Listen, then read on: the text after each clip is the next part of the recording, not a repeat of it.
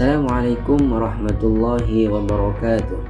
Halo semuanya, perkenalkan nama saya Muzammil. Dan dalam video kali ini saya ingin mengajak teman-teman untuk menyelami sebuah topik yang menurut saya sangat menarik, yaitu hakikat psikologi pendidikan. Alasan saya mengapa memilih topik ini karena saya percaya bahwa pendidikan bukan hanya soal mengajar, melainkan juga soal memahami siapa yang kita ajar. Nah, di dunia pendidikan yang terus berkembang, guru dan tenaga pendidik dituntut untuk tidak hanya menyampaikan materi, tapi juga mampu memahami emosi, perilaku, dan karakter peserta didik. Dan disinilah psikologi pendidikan hadir sebagai jembatan antara ilmu dan jiwa. Yuk kita bahas lebih dalam.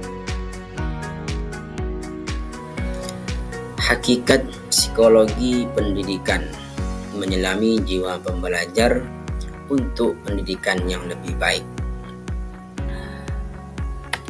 Apa itu psikologi dan pendidikan? Psikologi merupakan ilmu yang mempelajari perilaku manusia dalam interaksi dengan lingkungannya.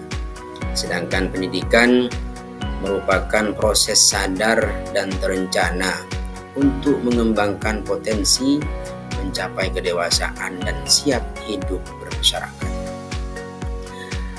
Sedangkan ketika digabung keduanya, psikologi pendidikan merupakan sebuah cabang ilmu psikologi yang secara khusus fokus pada perilaku manusia dalam konteks pendidikan.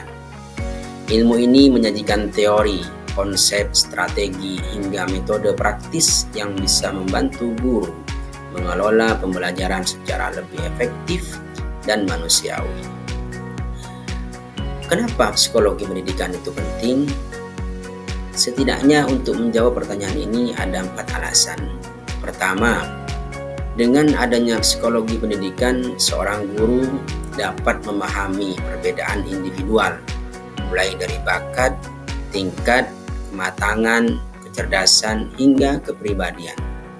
Kedua, seorang guru dapat menentukan metode dan strategi pembelajaran yang sesuai dengan karakter siswa. Ketiga, seorang guru dapat menciptakan lingkungan belajar yang kondusif dan memotivasi. Dan terakhir, seorang guru dapat meningkatkan kompetensi profesional guru melalui pendekatan yang lebih manusiawi dan ilmiah. Nah, kembali ke sejarah psikologi pendidikan. Tokoh pertama yang memperkenalkan psikologi pendidikan adalah Johann Friedrich Herbart. Beliau dikenal dengan sebutan Bapak Psikolog Pendidikan. Konsep yang dia usung adalah apperceptive mass, yang mana beliau menyatakan bahwa pengalaman belajar seseorang sangat dipengaruhi oleh pengetahuan sebelumnya. Ruang lingkup psikologi pendidikan ini yang tak kalah penting.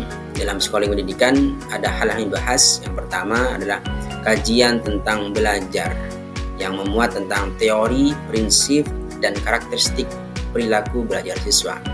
Kedua adalah proses belajar, yang mencakup tahapan kegiatan belajar mengajar. Dan terakhir, situasi belajar, yaitu kondisi fisik dan psikologis lingkungan belajar.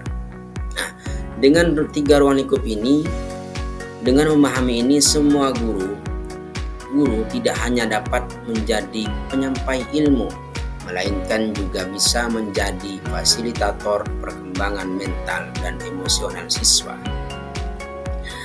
Nah, inilah kajian utama dalam psikologi pendidikan, yakni mencakup 5 hal, yaitu teori dan perilaku belajar. Kedua, tahapan proses belajar. Ketiga, situasi dan lingkungan belajar. Keempat, manajemen kelas. Dan terakhir, motivasi dan penanganan siswa. Penutup, psikologi pendidikan adalah kunci transformasi pendidikan, yang mana dengan adanya psikologi pendidikan kita bisa memahami manusia lebih dalam, membekali guru menjadi agen perubahan, dan menyongsong generasi pembelajar yang unggul berkarakter. Secara pribadi, saya merasa semakin yakin bahwa untuk menjadi pendidik yang baik, kita harus belajar lebih dalam tentang jiwa dan perilaku siswa, bukan hanya tentang materi ajar.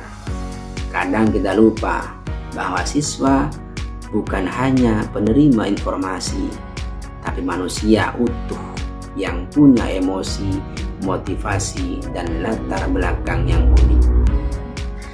Melalui materi ini, saya juga belajar bahwa pembelajaran yang efektif bukan hanya soal menyelesaikan silabus, tapi tentang menciptakan pengalaman belajar yang bermakna. Dan itu hanya bisa tercapai jika kita punya empati, observasi yang tajam, dan bekal psikologi pendidikan yang kuat. Akhir kata, semoga materi ini bisa membuka wawasan kita semua sebagai pendidik atau calon pendidik. Mari terus belajar, tumbuh, hadir sebagai pembimbing jiwa-jiwa muda menuju masa depan yang lebih baik. Sekian, wassalamualaikum warahmatullahi wabarakatuh.